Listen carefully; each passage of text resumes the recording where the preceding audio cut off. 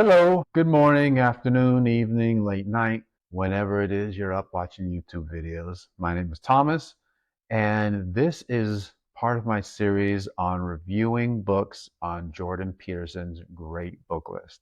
Today, we're reviewing Psychology of the Unconscious by Carl Jung. And I've been away for a while. I haven't produced a video for a while, but I've been doing a lot of work. There's a lot of ideas in here. This book is thick as hell, about 500 pages. So yeah, it takes me a while. But it's not like I've only been reading that. I've been reading other things on many other topics, and even produced a children's book on Booker T. Washington. So I'll put a link to that in the show notes. So I've been really busy doing other stuff, but I'm back reviewing this book, and it was great to read, and it really sparked a lot of ideas for me. But here's the thing, I don't think it was really just this book that sparked the ideas. A lot of it came from other books that I read, and this providing a foundation. I'm thinking of books like Mircea Eliade's History of Religious Ideas, Volume 1 and 2, and maybe 3 as well.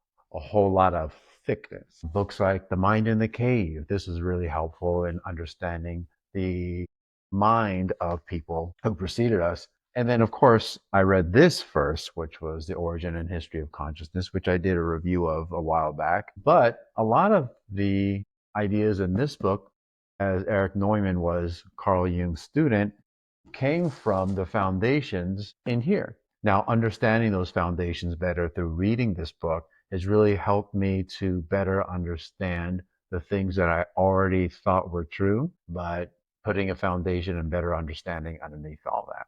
Now, because there's a lot of stuff in here and I want to make sure I get it right, I will be looking down at a couple notes to make sure I'm staying on track, but I'll do as little script reading as possible, because if you want to do that, you can just go to my subs and read what I wrote. And it sounds really boring when I just read off of a page into a camera. So I'm not going to do that 100%.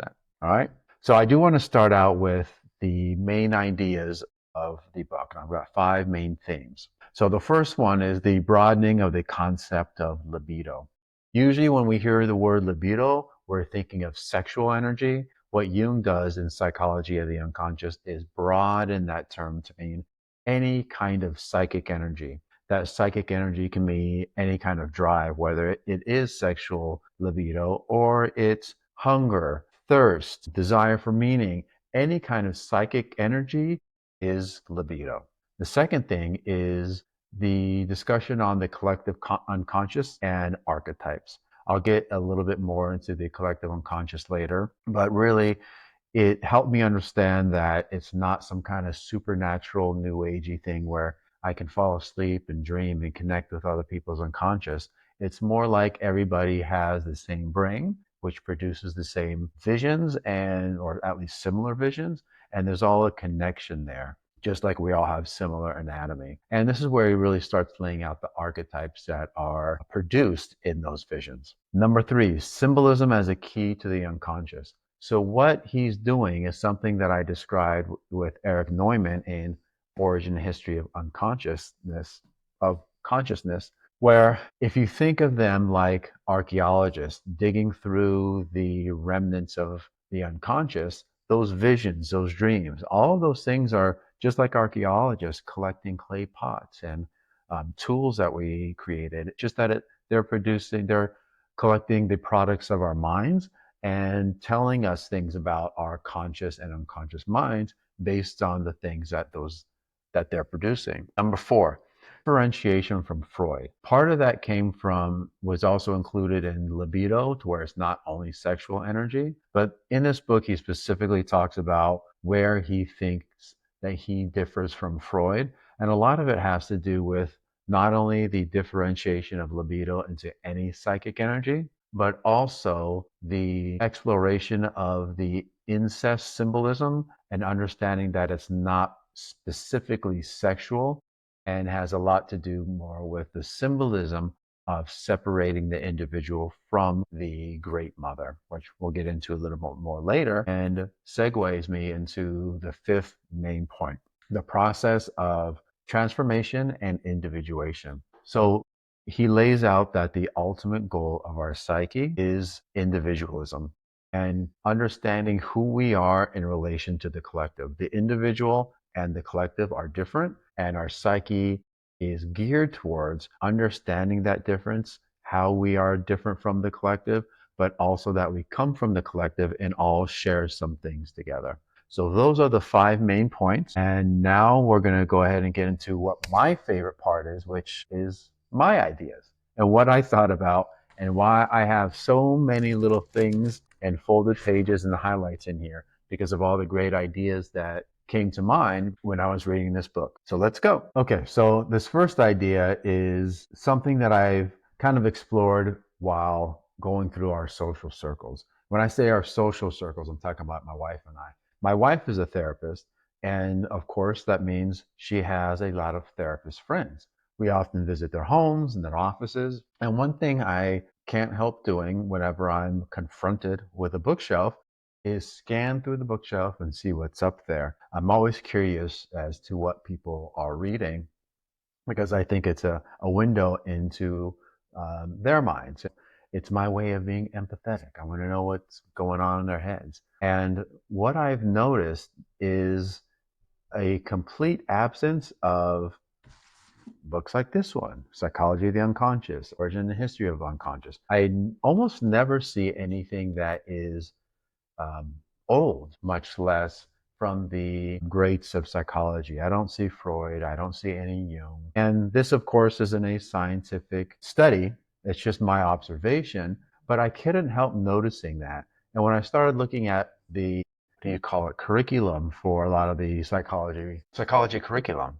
And when I started looking at a lot of the psychology curriculum, it's really not focused on any of the people like Jung or Freud or anything having to deal with the unconscious, unless somebody specifically wants to go into Freudian psychoanalytics or Jungian psychoanalytics. Almost everything is very practical, cognitive behavioral therapy, behaviorism, things like that.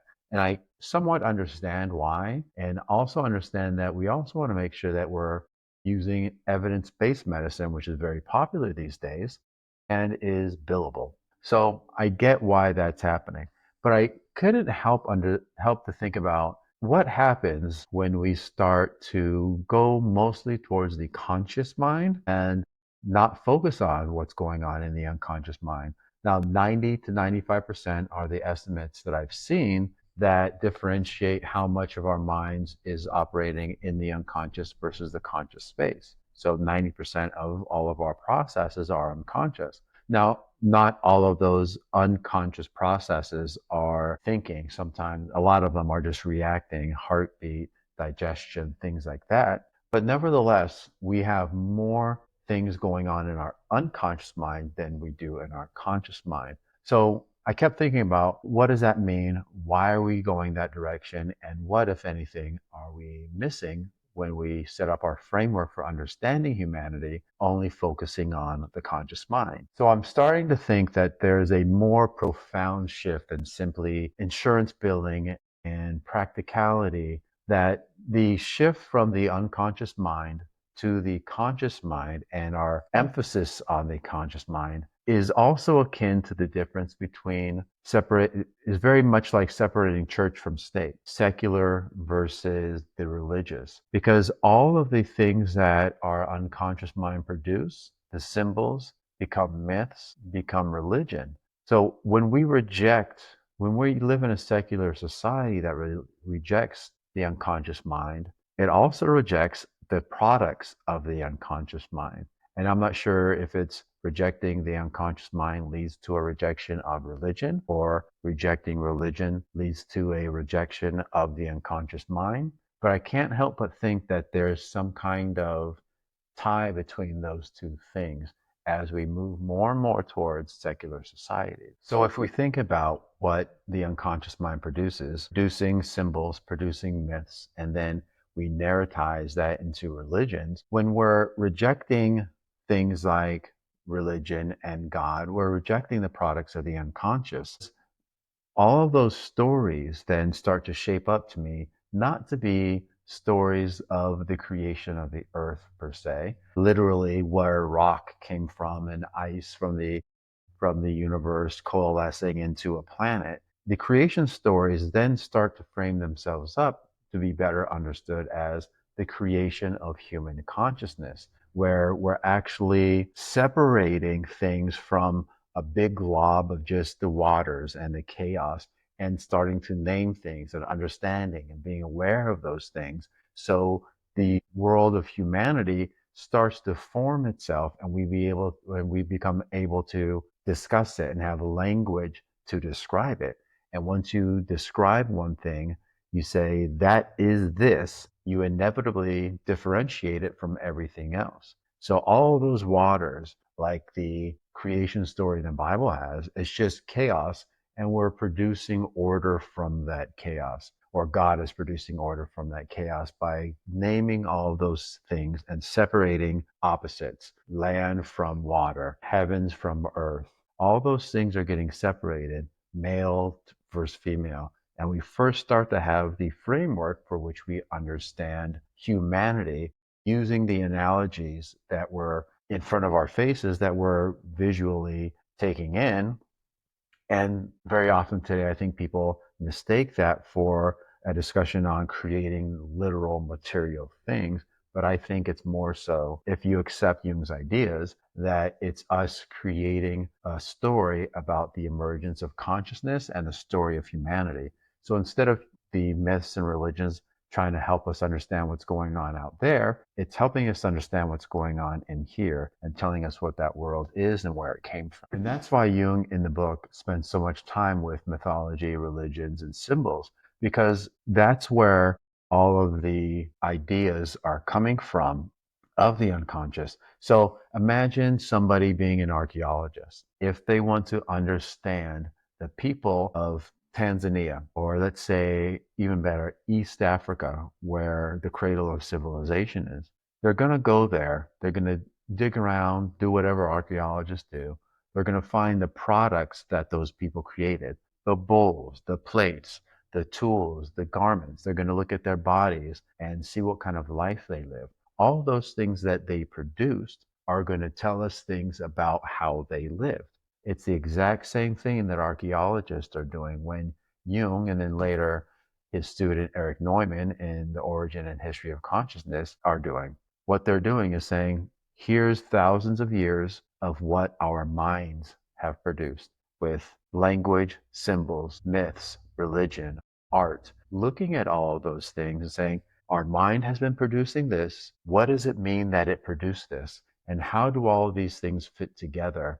And what do they mean for our own? So they're really just doing the same job as archaeologists, except they're digging through the contents and products of our mind. One thing that this book, The Mind in the Cave, helped me understand is with cave art, it gives a great example of some of the things that they would find. And it's not only what was put on the wall of the cave, but it's also where. It's not like they walked into the entrance of a cave 2 or 3 feet and started drawing art. Many of these things are deep, deep, deep down into caves and in the darkness where no light could get in. So what they were doing is actually having these ritualistic deep dives into the earth, into the bosom, into like the uterus, and then painting these things on the wall. And sometimes what they would paint on the walls, we start to notice that a lot of these animals, creatures, don't have feet. Now, why is that significant? Well, when you have a vision of something, you're having a vision of that thing on its own, outside the context of being on the plains, standing in the grass and dirt, wherever it happens to be standing. So what he was discussing is that very often these paintings deep, deep, deep down in caves are rituals where they produce visions and put those visions up on the wall. You don't need feet when you're floating, not literally floating, but in your mind's eye. It's out of context. That one thing is out of context from its surrounding habitat. So that's one of the reasons why very often they would find these cave paintings and the creatures wouldn't have feet. Another thing I wanted to talk about more deeply is the idea of the collective unconscious. And I remember I had a discussion with a friend of mine who has a psychology background, and it's really hard to understand tone from typing. But I got the feeling that there was, check out the mic, I got the feeling that there was somewhat of a derision where it seemed like the idea of the collective unconscious was this weird, fancy, new age thing where people had some kind of a supernatural connection. But it's not that the way I understand it now after reading Jung. So let me give you an example. I have a family member who is a retired surgeon. She does a lot of great work for kids with cleft palates, traveling the world, going all over Central and South America, the Bahamas. I'm sure she's gone to many countries across the pond as well. Now, in order to do that, she didn't have to take special anatomy classes for kids in Guatemala and special physiology classes for kids in Colombia. No, nobody would expect that because all human beings have a collective anatomy and a collective physiology. We all share the same characteristics, even though we all have our intricate details that are different. We all have very similar anatomy and physiology to where she doesn't need to have special classes for people in different countries. It's the same thing with the unconscious. And because I think we often think of our minds and our bodies as different things and our minds as being somewhat abstracted away from our bodies, it's important to remember that all of our ideas, our visions, our thoughts are produced by something that is based in material reality. It's fatty, it's nervous tissues, there's blood and all that stuff in there. And the DNA that we share with all other human beings is the same DNA that produces our similar brains. So if our brains are all similar, then they're going to produce similar visions across the world. Now, the visions are going to differentiate with different cultures. So if I have mythology that includes donkeys and I live in a country where there's, or some people who have mythology that has donkeys in them are going to differ from people who live in a country that donkeys never existed, or any animal or any plant. So those things, your environment helps to influence your visions and ideas and how you express them, including the manner in which your language is structured. But all of those visions, which was really helpful with both of these books, all of those myths, religions, and stories and symbols across different cultures all have very similar fundamental structures and all point in a very similar direction. So that's what the collective unconscious is. It's similar to collective anatomy, collective physiology. It's simply saying that our unconscious minds, regardless of the human and where they happen to live and whatever culture they're in, they all have the same fundamental structure and are just expressed in ways that are influenced by their individual culture and environment. Now, I wanted to talk about this idea of religion as a narrative of the unconscious. And I'm going to read my notes because I've got a couple quotes here. But Jung puts it beautifully when he describes mythology and religion as our conscious minds explaining the symbols and stories of our unconscious. So, as he writes, he says, these are primitive figures of fantasies and religious myths streaming up from the unconscious. And a religion in this light is simply a narrative of the unconscious mind.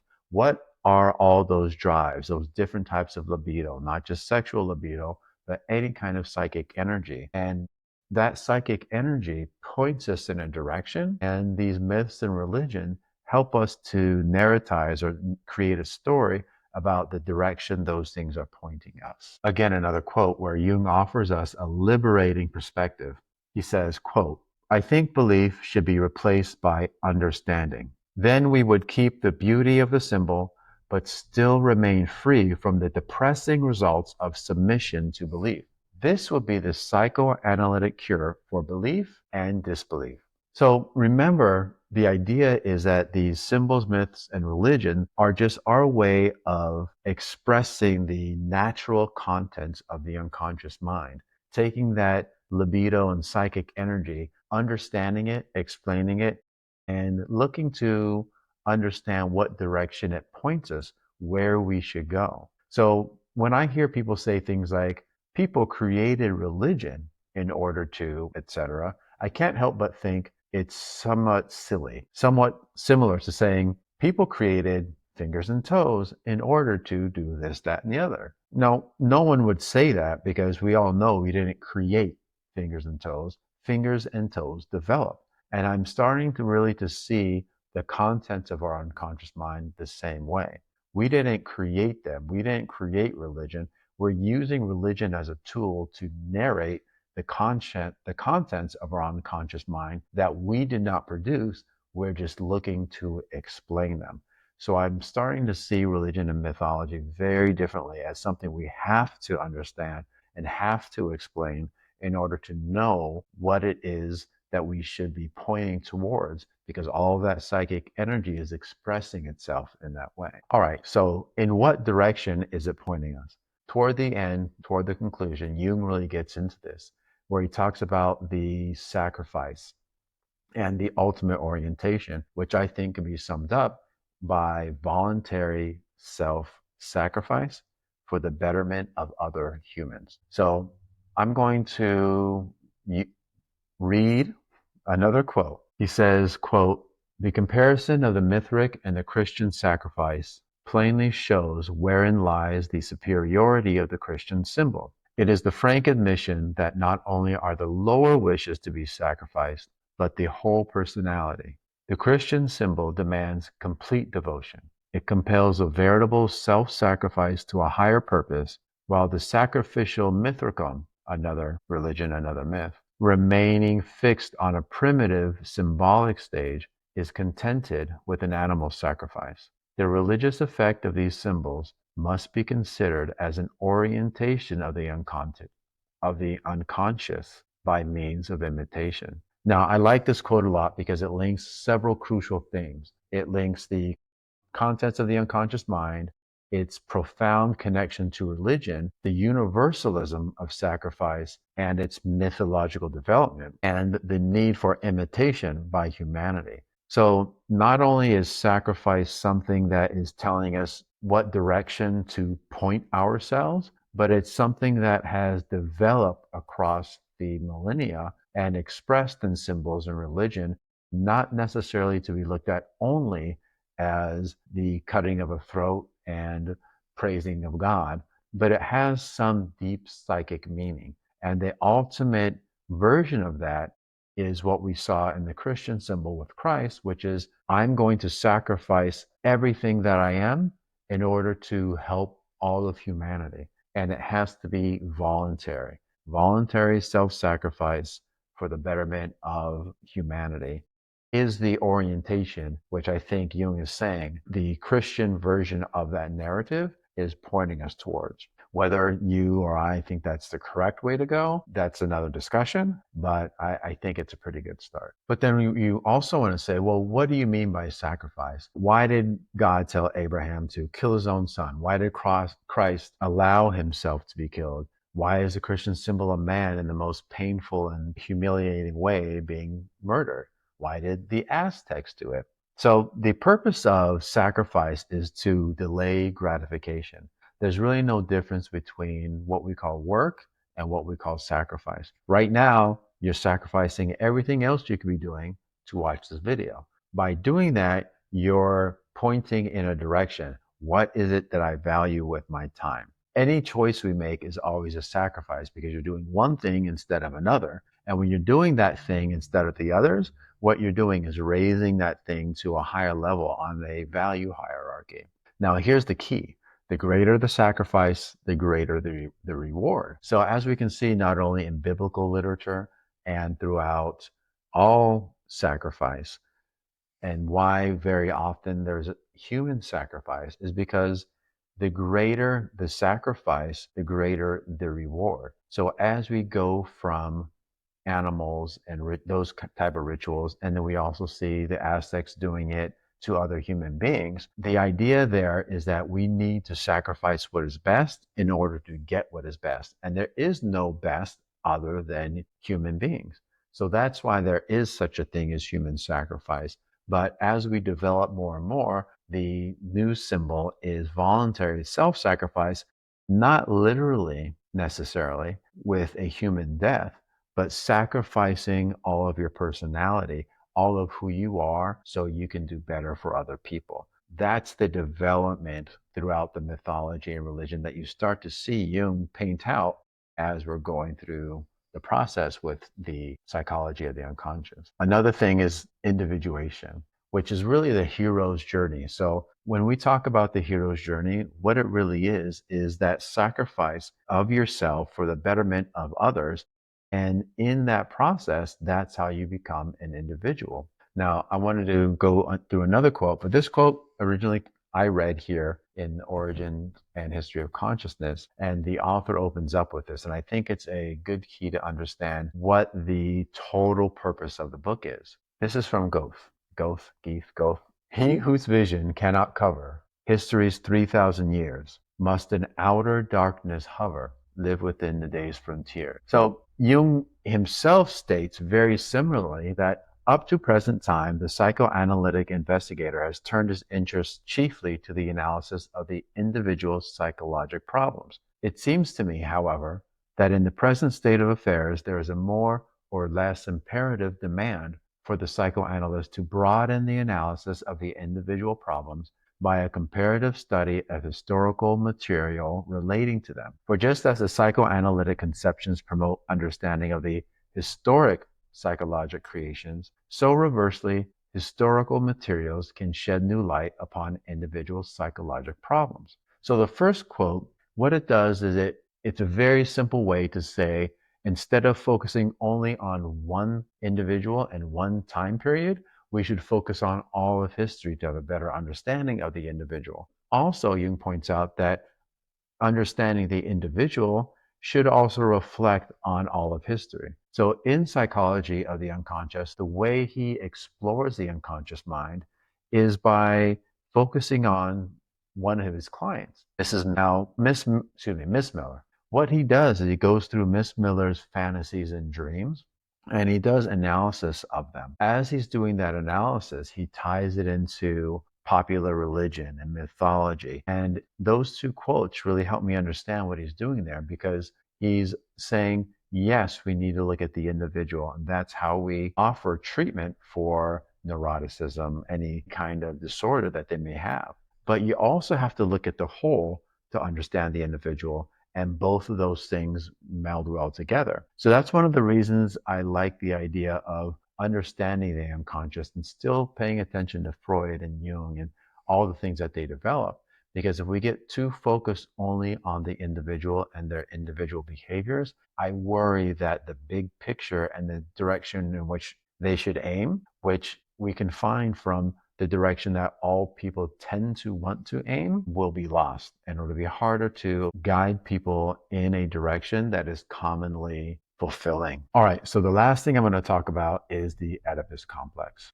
People like to think about this one, especially because I think it just sounds weird and kooky that men want to have sex with their mother, and there's this whole incest thing. Now, when Jung starts out, he really differentiates psychic energy, which is libido, as many different kind of things. So libido isn't only sex. And incest is a symbol for something other than specifically sexual attraction. Now, what it really is, and the way he describes it, it goes back to the idea of the creation myth. So remember, with the creation myth, everything is chaos. There's no differentiation. And that includes humanity. Humanity isn't aware of itself in order to differentiate itself from other humans, much less the rest of the world. As we start to gain consciousness, we're able to differentiate ourselves from the rest of the world and other human beings, and then eventually be introspective to where we're able to use language and the written word to abstract ideas and be able to look back at ourselves. And when we're able to do that, that's how we're able to understand ourselves as individuals and then develop as individuals. Now, that individual development comes out of that chaos. And that chaos is seen symbolically as the feminine, the female, the great mother. And the reason that happens is because where does all new life begin? Human beings can only create mythology, religion, and symbols based on what they experience in reality. And all life in reality comes from the feminine. So all new things come from the feminine. So of course, they're going to symbolize the pulling away from chaos into individuation as the separation of the individual person, which is the opposite of the feminine, the masculine, from the feminine. And where do we see that in real life? Not only through birth, but then the 10, 15, 18 years of attachment to the mother. And to break away from that is to become an individual, but to want to go back to that is to become one with the mother. So it's not a sexual incest attraction, it's a longing to go back to the original form because it takes a lot of psychic energy and work to become an individual. So think of it as the trope about the guy playing video games in his mother's basement. Remember we talked about the cave, how it's never, all those cave paintings generally tend to be really, really deep. It's the same thing. We always say the mother's basement. It's never the second or third floor. It's always deep down dark. It's in the bosom. It's in the womb. It's in the uterus. And then you have stairs going up to where she can come down and deliver hot pockets like an umbilical cord. And it's dark and dank down there, and that person is doing nothing but depending on his mother to provide for him so he can be like a child in the bosom of the home, her home, which is just like the Oedipus complex. So it's the same kind of thing. And we always understand that when we say things like, he's just playing video games in his mother's basement. What we're really saying is that he's refusing to mature and become an individual. That's more reflective of what the Oedipus complex is. It's not that he wants to have sex with his mom. It's that he wants to return to the womb and not mature. And if you ever notice, it's always your mom's basement. People never say, he's just hanging out in his dad's basement. I mean, dads have basements too, but we never question where the father is. It makes sense to us because that's a reflection of what's already going on in our unconscious minds. And the symbols and visions and stories that we grow up with reflect that truth that is innate in our mind. So, in conclusion, I think it's really about embracing the full spectrum of the mind. Conscious minds make a big difference, and we're really focused on individuals. And I think that's a large part of why we're so focused on individuals is we're separating the conscious from the unconscious and forgetting that there's a lot that we have going on in the unconscious mind that produced the conscious mind in the first place. And we're pulling so far away from that that we're forgetting about what's going on down here, even though it's the vast majority of what goes on in our minds as a whole. And I think that's very much linked to the difference between secular and religious. Rejecting God is very similar to the rejection of the unconscious because the unconscious is what produces the concepts of something unknowable, something outside of our understanding, which is essentially the definition of God, at least in part. So, what do you think? Do you think the unconscious mind is something we need to get back to focusing on? Do you think that it's anything to do with the separation of church and state, the secular and the religious? If you have any ideas, go down there and put them in the comments. Please hit me up with a subscribe and a like. It's very, very helpful. But either way, thanks for listening and watching. I hope you enjoyed it. I really enjoyed the book, and I will do my best to do more of these because I really enjoy it. But there's so many things to read. So I'll see you around. Thanks, guys.